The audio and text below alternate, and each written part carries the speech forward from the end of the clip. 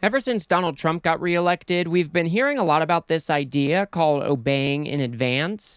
And it's pretty much the idea that somebody will either bend the knee or concede before an incoming authoritarian leader is forced to ask for power or is forced to take the power. And this is going to be especially relevant with an incoming Trump administration because there are just many authoritarian and fascistic-like tendencies that Donald Trump likes to engage in. But first, if you want to support independent progressive media and help me make it to 1,000 subscribers, please remember to hit that subscribe button. I'm trying to make it to 1,000 before the end of the year, and I would very much appreciate your support. Now, for those of you that don't remember, during the first Trump administration, Donald Trump broke a whole bunch of rules and norms that were fairly shocking at the time. One of the things that most people remember is that he fired the FBI director, James Comey, in the middle of his term. Trump was not happy that the FBI was pursuing an investigation into the Trump campaign because they were colluding with Russia. And it was shocking to a lot of people because the FBI is supposed to be insulated from politics. We do not want a president that is able to use the FBI director as their personal bulldog. And one of the ways that we do that is by appointing FBI directors to a 10-year term. This is something that Congress established to try to insulate the FBI from the politics of it all. And I think this is a rule that we should generally follow because we do not want our FBI making prosecution decisions or investigation decisions based on political outcomes. So let's go ahead and take a look at why this 10-year precedent is so important, and then we will go from there. The FBI director is the only presidential post that serves a 10-year term to protect law enforcement from partisan pressure. That's why it was such a big deal when Trump fired James Comey. That was in his very first year in office, and that ousting of a director in the middle of his term was so suspicious, it actually helped spark the Mueller probe, which unearthed and convicted many crimes. Trump replaced Comey with Wray.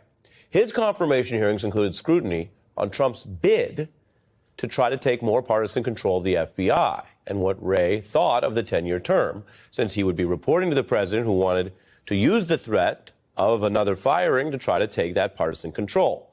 So while we're going to get into all of the breaking news, I always try to give you the facts and context first, and this news only makes sense if you remember that Wray himself testified under oath that the 10-year term was the right approach for that independence. I think the FBI director has a 10-year term because there is a judgment made that the role of the FBI and the role of the FBI director needs to be one that is independent of partisan politics. So after Trump fired Comey, obviously Christopher Wray had to go through the confirmation process, and the Democrats were worried that Trump was going to use the FBI for his own political gain, and that's why it was so important to question Wray about whether or not he agreed with these 10-year terms. And as you can see here, Christopher Wray did agree. He said that this is important because we want the FBI and the FBI director to be independent from partisan politics. That's why it was so shocking to find out recently that Christopher Wray is going to be resigning when Trump comes into office, even though Christopher Wray's term doesn't end until 2027. And this has a lot of people asking, is Christopher Wray obeying in advance? Is he making this fascist takeover our government a little bit easier for Donald Trump? And wouldn't it be better if you just stayed planted and made Donald Trump fire you? Because presidents firing the FBI director is not normal, and the American people should know that. They should know that Donald Trump is going outside of the norms, and he should at least have that political mark on his record. So let's go ahead and take a look at what Christopher Wray had to say during his resignation announcement.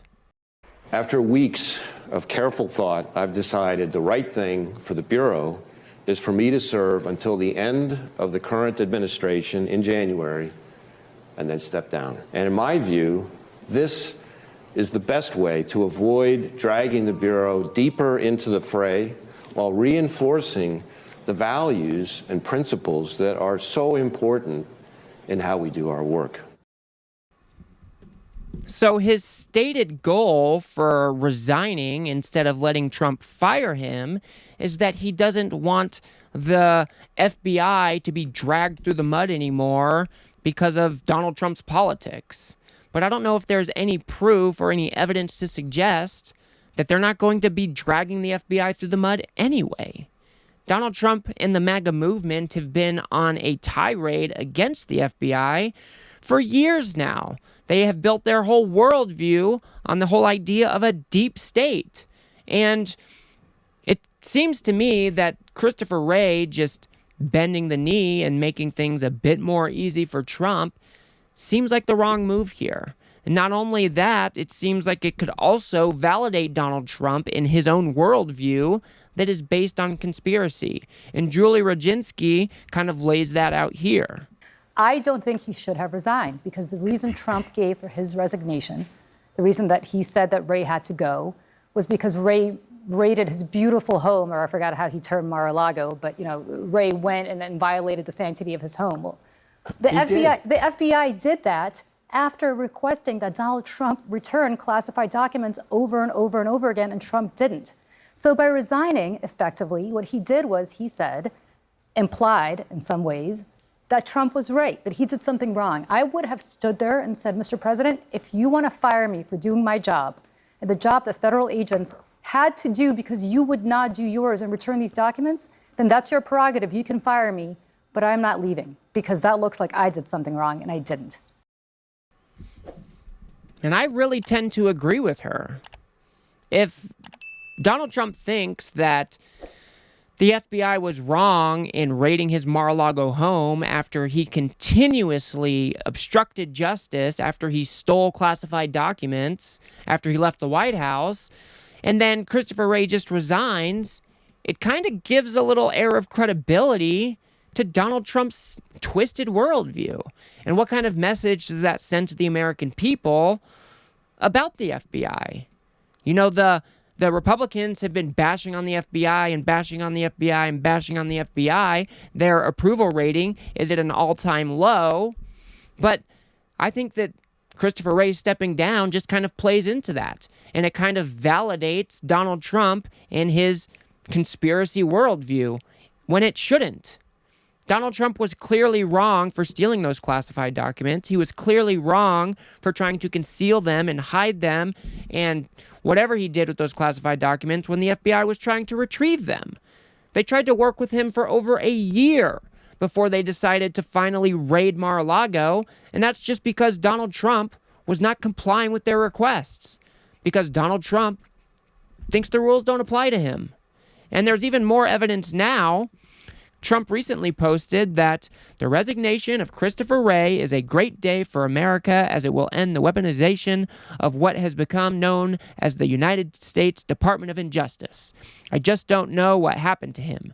We will now restore the rule of law for all Americans. Under the leadership of Christopher Wray, the FBI illegally raided my home without cause, worked diligently on illegally impeaching and indicting me, and has done everything else to interfere with the success and future of America. So now we have Donald Trump right there saying, yeah, he didn't have any reason to raid Mar-a-Lago. That was illegal, what he did.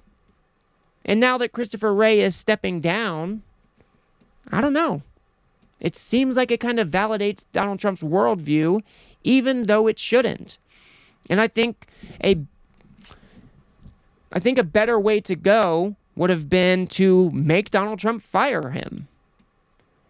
Our institutions are only as good as the people that work in them.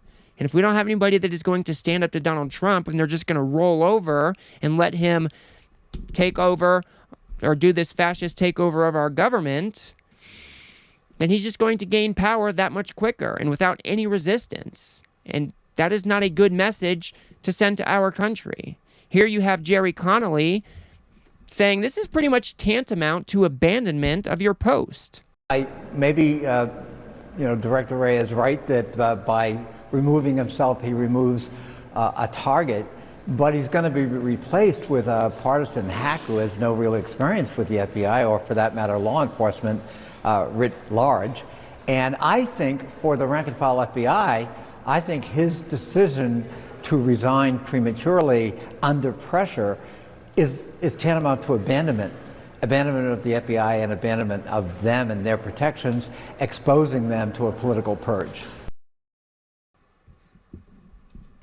Now, I'm not saying that Christopher Wray had any shot in hell to remain in his position. That is just like less than 1% chance of being true. But I think there is something to be said about making Trump fire him and getting it on the historical record that Donald Trump is breaking these norms. He is doing things that no other president has done before, and it should be on the record. And these people like Christopher Wray, who have vowed an oath to protect the constitutions from enemies foreign and domestic, should be standing up for our institutions in this moment. Donald Trump is attempting a fascist takeover of our government. And if you just let him roll on through and you give him the reins of power without any pushback at all, you're teaching him the wrong lessons. And that way, the next post that he goes to try to corrupt our system, it's going to be that much easier for him. And I really think it sends the wrong message to the American people that Donald Trump is actually doing the right thing, when it is clearly wrong, and it clearly goes against what this country was founded on. It clearly goes against the rules and the norms that make our institutions strong. So, is Christopher Wray obeying in advance? It kind of looks like it. It kind of looks like he is bending the knee to Donald Trump because he doesn't want to put up a fight. And I totally get that it is a challenging spot to be in. But I think Christopher Wray had a duty to the American people to stand up for him, for our institutions, for our country, and make Donald Trump fire him. I think the principle matters here. And now I think just Donald Trump learned all the wrong lessons and is going to continue with this fascist takeover that he is so intent on. So I will leave it there for now. If you guys got anything out of this video, please do remember to hit that like button and subscribe. Maybe share with a friend or two. I'd very much appreciate that. Like I said, I am trying to make it to 1,000 subscribers before the end of the year, and I would very much appreciate your support. If you want to learn just how insane Christopher Wray's replacement is going to be, Kash Patel, go ahead and watch that video on the screen now. Otherwise, I'll see you guys on the next one.